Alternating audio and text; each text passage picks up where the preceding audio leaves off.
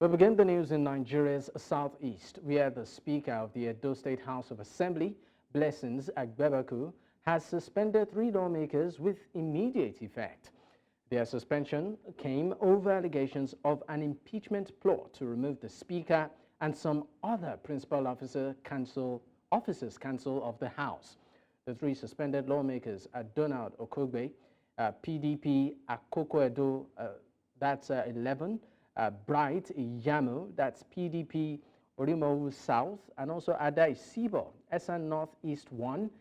As during the sit-in at the Assembly complex, Agbebaku insisted that the 3 suspended members were being backed by some persons outside the Assembly to foment trouble and remove the leadership of the House.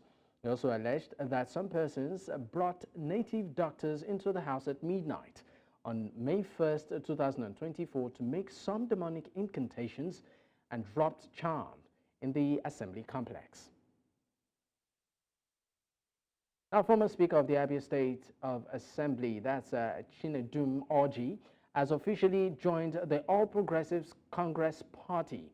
Orji was at the State Party Secretariat in Umuahia a while ago to pick his membership form after he tendered his resignation letter at People's Democratic Party chairman in the state. Now, Orji was contested in the Ikuano Umuahia federal constituency seat and lost in the last election, along with the deputy governorship candidate for the PDP in the 2023 election, Abia State, that's Jasper Uche, had earlier been reported to have resigned their membership of the party. Earlier, a PDP chieftain and former Commissioner of Information in Abia State, that's John Okiyi Kalu, spoke to us on this. Nigerian brand of democracy at work. In Nigeria, I don't think it is a very important news that someone is leaving from one political party to another. It is the way our democracy functions at the moment. So the decision to move one way or another is a personal decision. And as people are leaving the PDP, others are coming back. Since yesterday that those who left announced their exit, many more have rejoined the party across the state. Many more have rejoined the party across the state. So I think it's democracy at work, and there is nothing to worry about.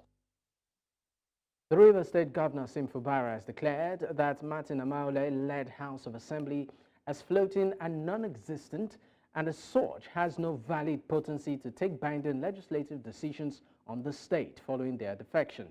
The governor disclosed this while addressing a delegation of traditional rulers and opinion leaders from Bayelsa State, led by Senator Sareke Dixon, a former governor of the state, who paid him a courtesy visit at the government house, Port Harcourt. The governor maintained that he acted like the big brother in the crisis, not interested in destroying the house so that meaningful developments can continue to be engendered in the state while securing tenable political relationships. I've subjected myself to every meeting of reconciliation for peace. And what happens? It is each time we come out from one meeting, we are faced with one thunder or lightning. Let me say it here. The young people, those group of men who claim that are assembly members are not assembly members. They are not existing. I want it to be on record. I accepted that peace accord to give them a floating. That's the truth. There was nothing in that peace accord that's a constitutional issue. It's a political solution to a problem. But I think it's according to a time when I need to make a statement on this thing, so that they understand that they're not existing. Their existence is me allowing them to exist. If I de-recognize them, they are nowhere. You don't know what I'm going through. I'm working with my own enemies. Imagine where your commissioner, your attorney general will go to sabotage you. It's as bad as that. But they will get their reward. Not in next world, in this world. What brought brought us to this level is we don't have leaders in River State. Let's not pretend. What is happening in River State even happened in Bayelsa. But people could call and say, don't do this, and they said, let's let it go. It was done here. But nobody listened because the leaders have sold their conscience. There is no complete River State without Bayelsa. We must work together to develop our states. Away from that, the Economic and Financial Crimes Commission has arrested 6 senior officers of the Nigerian Security and Civil Defense Corps over alleged 6 billion naira fraud. The senior officers are currently being grilled by the Economic and Financial Crimes interrogators at the Commission's headquarters in Jabi, Abuja. Though details of the probe are still sketchy, the NCDC officers were handed over to the EFCC on Monday on the order of the NCDC's Commandant General Ali Audi. This comes after the EFCC's chairman, Ola Olukoyede, had earlier written a letter to the NCDC's CG demanding the officers' release for interrogation. The Central Bank of Nigeria has instructed banks in the country to implement a cybersecurity levy on transactions. According to a circular issued by the Central Bank on Monday, the levy will be implemented starting 2 weeks from now. The directive applies commercial merchant, non-interest and payment service banks, as well as other financial institutions, mobile money operators, and payment service providers. Exempted from the levy include loan disbursement and repayments, salary payments, intra-account transfers within the same bank or between different banks for the same customer. Intra-bank transfers between customers of the same bank. Also exempted from the levy are interbank transfers within a bank, check clearing and settlements, letter of credits, bank recapitalization related funding, only bulk funds movement from collection accounts, savings and deposits, including transactions involving long-term investments, amongst others. Earlier, the CEO, Asha Investment, Mukhtar Mohammed, spoke to us on this development.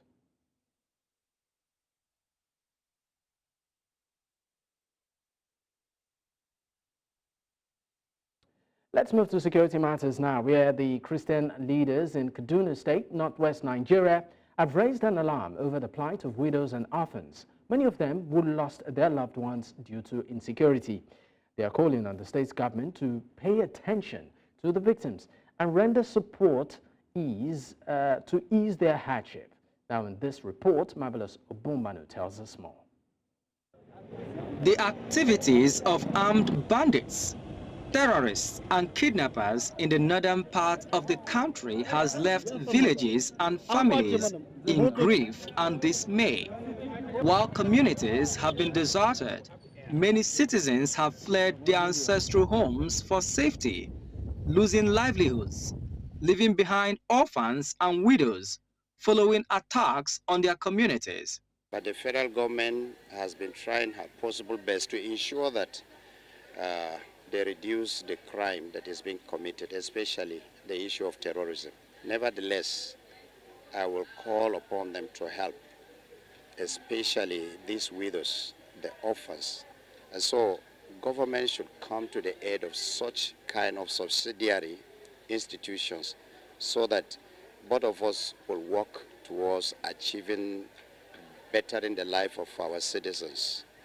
Members of Hekan Women Fellowship, who gathered for their annual national convention and to celebrate 50 years of Golden Jubilee in Kaduna State, call on government to do more in combating insecurity in the state. We have been calling on government to really be more serious in the way that this issue of insecurity is being tackled. Really, this issue of insecurity must be stopped so that we have less widows in the nation. I want to advise the women to be obedient to their husband and to try and meditate what they have teaching us to in this week for the program. So I want to urge the parents not to be too far away from their children not to be too unaware of what is happening. Let them keep an eye and ensure that discipline is also enforced in the home. That is the only way we can raise children that are godly. They are also calling on the state government to focus more on assisting victims in order to get them back on their feet again. In Abuja for News Central, Marvelous Oboman. The management and staff of the Plateau State University Bacchus have restated the need for enhanced security in and around the institution for safety of both students and staff. The Vice-Chancellor of the University, Professor Shadrach Best, made this plea when he received Governor Caleb Northwang on the visit to commiserate with the university on the loss of 2 of their students in the last attacks in Bacchus local government areas. Now, News Central's Chizoba Anyonwe was there and has this to say. This is not the first time students of the Plateau State University Bacchus are being affected by the recurrent attacks in the state. Though clarifying that the affected students were not attacked within the school premises, nor by the military as earlier claimed in some quarters, the Vice-Chancellor is asking for measures to improve on the security architecture of the school. We have a growing culture of substance abuse in the neighborhood where the university is domiciled. But our greatest challenge is the perimeter fence and the lack of accommodation for our students, the inadequate accommodation, as a result of which over 93% of the students live outside the university premises. And because of that, it makes it difficult for us to control their behavior, whether socially or morally, and many of them tend to be erratic. If they are within the confines of the university, which is fenced, and where they are housed, discipline will be easier for us to control. It was the governor's first official visit after returning from an official trip abroad. He commended security chiefs on the plateau for their effort in stemming the tides of violence in the state, while urging stakeholders to collaborate with them for a more peaceful plateau. Let me assure you that where we find any of the security agents wanting, we will not hesitate to take it up with superior authorities. But we must thank them because they are also exposing their lives to danger. Some of you will find it easy to say, we don't want the army again, we don't want the army again. Let me tell you, if the army was not here, we may not be here in this way. Let's be honest to ourselves. What we need to do is to find ways of encouraging, motivating, and making sure that we cultivate the best of relationships with them. If words will be matched with actions, then community members, students, and staff of this university would heave a sigh of relief, noting the assurances and reassurances given by the state governor that this security presence you're seeing behind me will be maintained as well as sustained for their safety.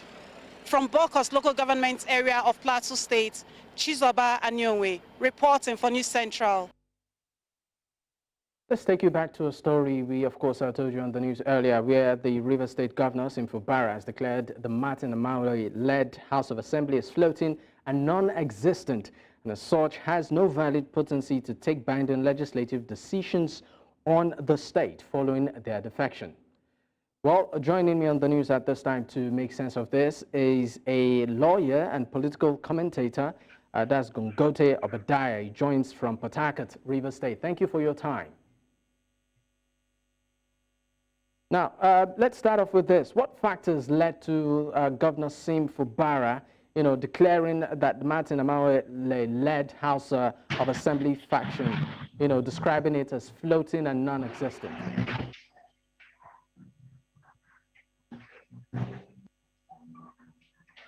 The governor's statement is coming from the background of more of a legal consideration rather than political. Because if you look at the laws of our land, the constitutions of the Federal Republic of Nigeria very clearly, the provisions of the constitutions are clear on the status of lawmakers defected from one political party to the other. I think the governor is though speaking much more like somebody who is coming from the background of the implications, the consequences of such defections in law.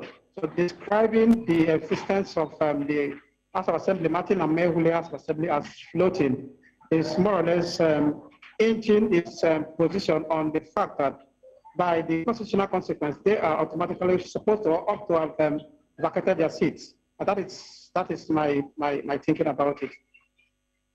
All right, thank you so much for your time on the news, Gongote. We sincerely appreciate your time.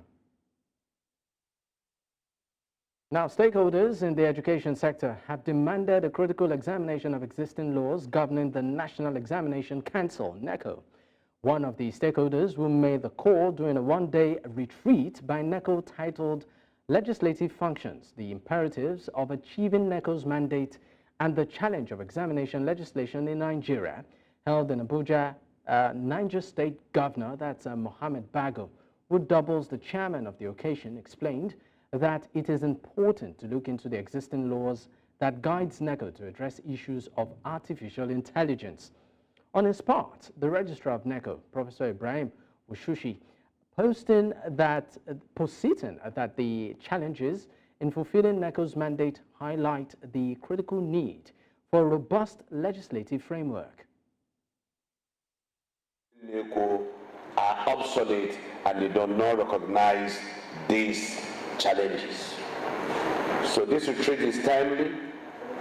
It calls on my colleagues at the National Assembly to double up and make sure that we are on speed with time and innovation. To expand this retreat beyond this hall, to all stakeholders in this country and beyond, because NECO has been able to provide stewardship in examination administration across the country and beyond the country. So we need inputs on how we can address the speed of technology and innovation as well as examination malpractices. Challenges underscore the critical need for a comprehensive national examination law, specifically regulating all aspects of examinations in Nigeria. We lack such a law, relying instead on a patchwork of regulations across examination bodies and individual schools. This creates vulnerabilities in the system. Effective examination legislation offers a multitude of benefits, among which is standardization and fairness, establish standardized procedure for test administration, marking and security protocols, ensuring a level playing field for all students, regardless of their location or background, credibility and integrity. The 5th Industry Summit and Awards held recently in Lagos, Nigeria. This annual event, organized by the industry newspaper, fosters idea sharing, networking and recognition of top brands in the marketing communication space. Now, News Central's Perpetual Fasumi Peter was there and has this report. The Industry Awards recognizes outstanding brands and professionals in various sectors, which include media, technology, banking, manufacturing, advertising, public relations, government agencies, and academia, among others. Tonight is about celebration of creativity, celebration of hard work, celebration of building brand, continuous building of brands. Tonight is a celebration of what all these people have been doing since last year. News Central Television, a leading pan-African television station which operates out of Lagos, Nigeria, emerged as one of the biggest winners of the night. It's good to see the work we put in on behalf of the teams and all of that. People are watching and people are beginning to recognize the brand. So yeah, it makes us feel good. Representing a wide range of industries, the other awardees expressed their heartfelt appreciation to the organizers for acknowledging their achievements over the past year. At M778, we like to take our clients, personally. We don't just treat them like, oh, clients. We like to get to know them, get to know their pain points so we can provide solutions for them. And that has been our strategy for a long time now. The hard work we are putting in is paid off, is it? So I feel good and, drive to do more for the brand and ecosystem generally. We're excited to be honored as a sustainable energy company today. For us, we've done so much. We've impacted Nigeria a great deal. And if we're being awarded here today, it's to show that we're doing a good job. So we are appreciative. We're committed to doing more, and will not cease to do what we do as a company. Yeah. When you ask around, we are top leaders in the market. So, I mean, it's a good thing. It's a thing of joy that we have been given recognition that we actually truly deserve in the industry. The 5th Industry Summit and Awards championed sustainable marketing for growth as a driving force. This theme positioned sustainable marketing as a purpose-oriented approach guiding businesses, brands and society on a path to a long-term sustainable future. In Lagos, for News Central, Perpetua Fasami Peter. The death toll from a collapsed building that was under construction in George in the Western Cape has risen to 6. On Monday, a building collapsed, trapping persons who were working on the site under the rubble, as authorities managed to remove 27 and 48 others are still stuck under the rubble. According to the Judge Mayor, it appears that there are still persons who are still alive as voices of people under the rubble were heard during the search. Let's also tell you that the Human Rights Watch has warned politicians and political parties to stop using issues of illegal foreign nationals as pawns in hope to score in votes. Immigration in South Africa has always been a problem, with individuals and parties like the likes of the Patriotic Alliance calling for the mass deportation of undocumented immigrants. Human Rights Research has called on the Independent Electoral Commission to condemn harmful rhetoric directed towards foreign nationals. It urges the IEC to enforce the Electoral Code of Conduct to address the issue. Now joining me on the news at this time to shed more light on this is human rights researcher Norma. Thank you for your time. Now the issue of political parties using undocumented immigrants as scapegoats in South Africa is not a new thing. In the past, we've actually seen this happen and sending some sort of very unpleasant undertones like xenophobic attacks and what have you. I'd like to know your reaction to that. Yeah, no, you're absolutely correct, Dapo. I think for years, South Africa has been grappling with sporadic and sometimes lethal xenophobic harassment and violence targeted against African and Asian nationals living in the country, including refugees, asylum seekers, and both documented and undocumented migrants. We've also seen, the rise of vigilante groups that have routinely been recorded targeting, harassing foreign nationals who own businesses and violently preventing foreign nationals from accessing healthcare in public hospitals and clinics. I think thirdly, it's important also perhaps to underscore that, in the run-up to the elections, we've also seen a surge in service delivery protests in the country where citizens are angry, they're frustrated and really disillusioned and facing all manner of socioeconomic challenges and just lack of basic services within the communities, particularly in lower income communities. So I think it's important to foreground that when we're talking about, anti-immigrant rhetoric in South Africa, it's occurring under these circumstances. It's not occurring within a vacuum. And therefore, if we're in a context where we've seen, sporadic violence in the past, large-scale outbreaks of xenophobic violence, and we know there's a general tensions that often exist between locals and nationals. When those in authority and those that are running for office are spewing such rhetoric, it's incredibly harmful and incredibly problematic and has the potential to incite violence as we head to the elections later on in the month. Why do you think this has become the norm over years, using immigrants as, I call it, campaign pawns to win support? Why do you think politicians usually explore that route? Well, I think, in South Africa, I think for me, it comes down to kind of the socioeconomic challenges that South Africans are confronting. And the fact that politicians are aware of South Africans' frustrations and disillusionment when it comes to just accessing basic services. We have the triple burden of poverty, inequality, and unemployment. You know, the official unemployment rate in South Africa at the end of last quarter, of 2023's quarter, fourth quarter rather, was at 32%. And the unemployment rate among young people aged 15 to 24 was sitting at 59%. We have an energy crisis, a water crisis, high crime rates, high food and fuel prices, a weakening rand, issues of substance abuse, and really just a myriad of socioeconomic challenges. And I think that's what, you know, politicians are using and scapegoating foreigners in the country, in particular, you know, looking at undocumented migrants in the country as scapegoats for all these issues. But the reality, Dapo, is that if all the migrants in South Africa were to leave tomorrow, our problems would not go away in South Africa. And so I think, you know, foreign nationals are kind of this low-hanging fruit that can be instrumentalized by voters.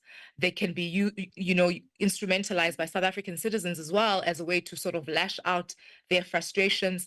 But we know that that's not the solution to go. The authorities need to take accountability for the socioeconomic challenges we're confronting in the country, and certainly including the challenges that we're confronting in terms of border management and control and just the issues of irregular migration that are a legitimate concern. All right, Norma, before I let you go, now for political parties and individuals, are there legal steps that can be taken against them? And the Human Rights Watch, what is your role in ensuring accountability, or rather to keep these particular incidents like this in check? Well, I mean, I think, you know, the Electoral Code of Conduct is very clear and unambiguous about, you know, language that incites violence. And we know the IEC aims to promote conditions that are conducive to free and fair elections, and in creating a climate of tolerance, of free political campaigning, and really public debate.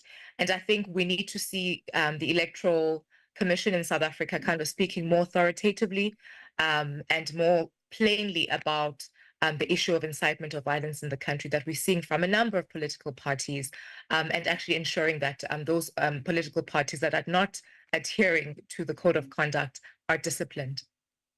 Thank you so much for your time, Norma. Thank you. All right, now still on the news at this time, the NK Party's founder, that's Jabulani Khumalo, has written to the Independent Electoral Commission to urgently remove the Jacob Zuma as the party's face-in president. In a letter, Khumalo said Jacob Zuma occupied both positions through fraudulent and illegal maneuvers. It says the plan was for Zuma to only campaign for the MK as he assisted in contributing and raising funds for the registration. This step by Jabulani comes after he was expelled as a member of the party together with. Away from Africa, Israel's seizure and closing of the Rafah crossing in Gaza has raised concerns that already scarce supplies will be further depleted and lead to a catastrophic disaster. The caution comes after Israel said it would continue its militant operation in the Rafah, even after Hamas said it had accepted a Gaza ceasefire proposal put forward by Qatari and Egyptian mediators. Israel has ordered tens of thousands of Palestinians to flee Rafah, which shelters more than 1 million displaced persons, sparking fears of a full-blown Israeli military assault on the southern Gaza city.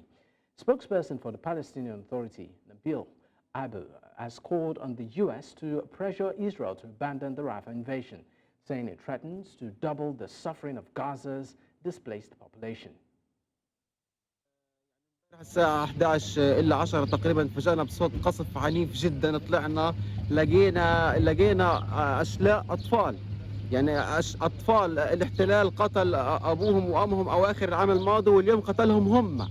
يعني بأي حق يا نتنياهو أنت بتشن حرب على مدنيين وحرب على أطفال؟ هذا المنزل مدني فيه أطفال، بأي حق؟ من الصبح وبرن بعد طبعا الهواية بعد ما انقصفنا 100%، وطب برن رقم خاص ورسائل الاسطوانة تاعتهم هذا واخلوا ما اخلوا كلام الهبل تبعهم. يعني بعد ما انقصفنا اخلوا. طب وين بدك تروح؟ والله ما مش عارف لسه. أطفال عزة قاعدين نايمين آمنين في بيوتهم يرموا عليهم برميل متفجر بيت ضعيف بيت صغير عليش كلها يا ناس أفيقوا يا ناس مكفي يا ناس أغيثونا الله يجزيكم الخير أغيثونا أنقذونا الله يرحمكم. Joining me on the news to, of course, discuss this is our international correspondent, Afia Hagen. Afia, the situation in Rafah is changing hour by hour. What's the latest? It absolutely is, and there's a real sense of terror and confusion in Rafah at the moment. So earlier on today, around 6 a.m. this morning, we had that one of the crossings in Rafah had been closed. Now we are hearing that the Erez crossing along that border has been open, and about 60 aid trucks have managed to pass through. That's not anywhere near what Gaza needs every day. It needs about 500 aid trucks. But it's not that particular crossing is open. The IDF says the crossing is operating as usual. Earlier on, it said that it was shut. Now, all around Rafah at the moment, you have Israeli forces to the east. They have raised the flag and flattened signs at a Rafah crossing compound, and you've got tanks entering the crossing compound from the south.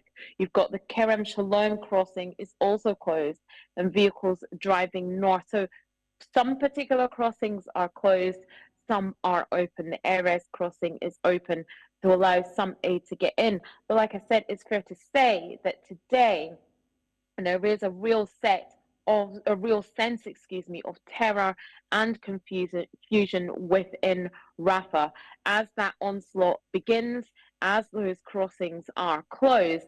And of course, that means that humanitarian aid, which is so desperately needed, about 500 trucks every single day, is not getting into Gaza. Now, what has been the response to the increasing assault on Rafah? Well, Joe Biden has said, repeatedly told Israeli leadership that America would not support a ground invasion of Rafah without a comprehensive and workable plan for civilians. Now, yesterday, when people were talking about a ceasefire deal, at that same time, you had Israel dropping leaflets into Rafah telling people to evacuate, telling people to get out. And there's also a real feeling within Israel that this war is not about returning the hostages, but about Israel wanting to have a war. Lots of relatives of hostages have said they're bitterly disappointed that the ceasefire, which is thought to have been accepted by Hamas, was not accepted by Israel, by Benjamin Netanyahu's war cabinet. And instead they have continued with the assault on Rafah, which people are obviously saying could be very, very dangerous to those hostages. Now, Israel and Benjamin Netanyahu are blaming and have been blaming Hamas for those talks, collapsing. But at this point, they have no one else to blame but themselves. And so people really, really dismayed, actually, that this particular ceasefire wouldn't go ahead and that the Rafah offensive is going ahead. Now, a European member state, Joseph Borrell, he said that the Rafah offensive has started again in spite of all the requests from the international community, the US, the European member states, asking Netanyahu not to attack. He goes on to say, I'm afraid that this is going to cause a lot of casualties, civilian casualties, whatever Israel say. There are no safe zones in Gaza. So real despair from the international community that this assault on Rafah is going ahead. I mean, talking about ceasefire, we had hopes last night that, this deal would have, scaled through. But what happened with the deal? Yeah, you're absolutely right. Yesterday evening we had news that Hamas had accepted the terms of a ceasefire deal, but then Israel scuppered that, said that the ceasefire deal was not accepted by them. When you had the moment where Hamas accepted the ceasefire deal, let's remember that they have been very staunch on not accepting any terms. It prompted celebration on the streets of Gaza, but that also prompted Israeli Prime Minister Benjamin Netanyahu to say that the truce proposal fell short of their particular demands, so it was rejected by Israel, and instead the focus became on what Benjamin Netanyahu and his war cabinet were going to do with the troops that they had ordered to amass in southern Israel, just over the Israeli border fence from Rafah. And like I said, they dropped leaflets on Rafah telling people to evacuate. So it seems that it was never really about the ceasefire deal, and it's always been about this assault on Rafah, which they say is about taking out Hamas and taking out 4 particular battalions of Hamas that are thought to be holed up in Israel. And like I said, lots of people all over the world and within Israel themselves bitterly, bitterly disappointed that this ceasefire deal did not go through. All right, thank you for the update, Afia. Catch you soon.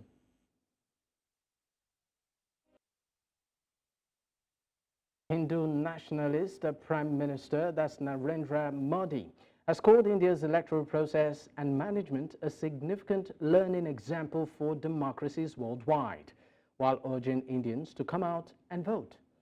Modi cast his ballot on Tuesday, India's ongoing general election, after giving several inflammatory campaign speeches accused of targeting minority Muslims.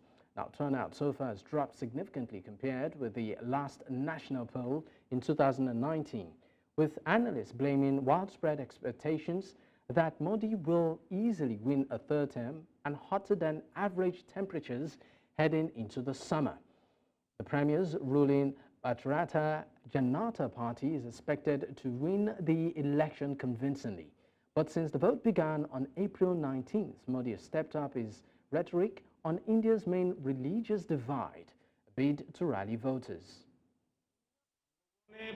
देश में भारत की चुनावी प्रक्रिया कैसी है, चुनावी management कैसा है और दुनिया के लोकतंत्र के लिए ये बहुत ही बड़ा सीखने योग्य एग्जाम्पल है। और ये वर्ष एक प्रकार से लोकतंत्र का उत्सव न सिर्फ भारत में, पूरी दुनिया में, और भारत ने दुनिया में जो भी अच्छी चीजें हैं वो चुनावी व्यवस्था में विकसित की है। और मैं मानता हूं कि इलेक्शन कमीशन इसके लिए बहुत बहुत अभिनंदन का अधिकारी है। और मैं हमेशा कहता हूं कि पानी बहुत पीना चाहिए, जितना ज्यादा पानी पिएंगे तो आपको।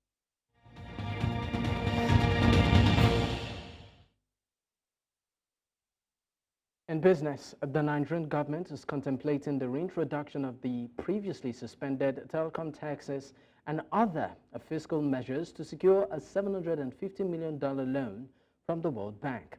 This is part of the Accelerating Resource Mobilization Reforms Program, aimed at strengthening the government's financial position and improving tax and customs compliance. The proposed tax reforms could impact various economic sectors, including manufacturers of goods like alcoholic beverages, tobacco products, and telecom, and also banking service providers. The World Bank's contribution of the $750 million in a significant part of the program's budget, with the government expected to contribute $1.17 billion through annual budgetary allocations. The program also includes specific allocations for technical assistance to support the Federal Inland Revenue Service and the Nigeria Customs Service in implementing these new measures effectively.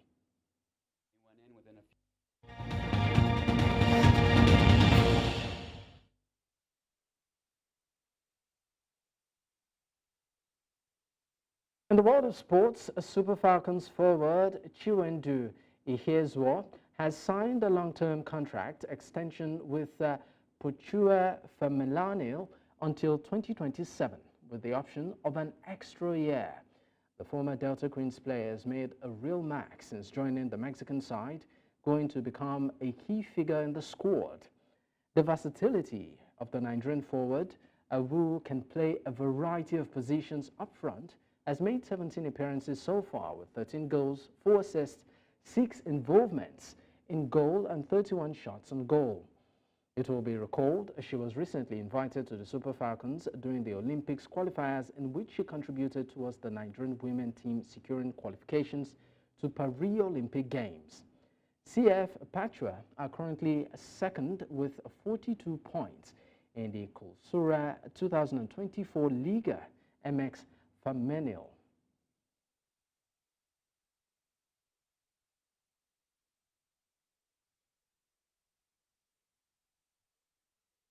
Now, Nottingham Forest have failed with an appeal against their fourth-point punishment for breaching Premier League profit and sustainability rules. The club's case was held on 24th of April, and an appeal board has upheld the original decision of an independent commission to impose the sanction.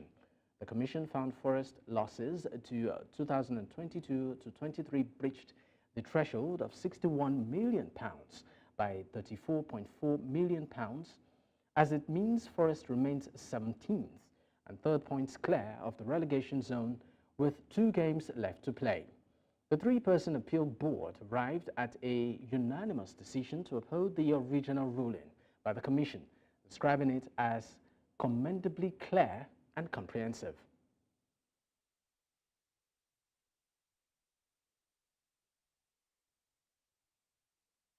And that's a wrap on the news at this time. But before we go, another look at some of our top stories.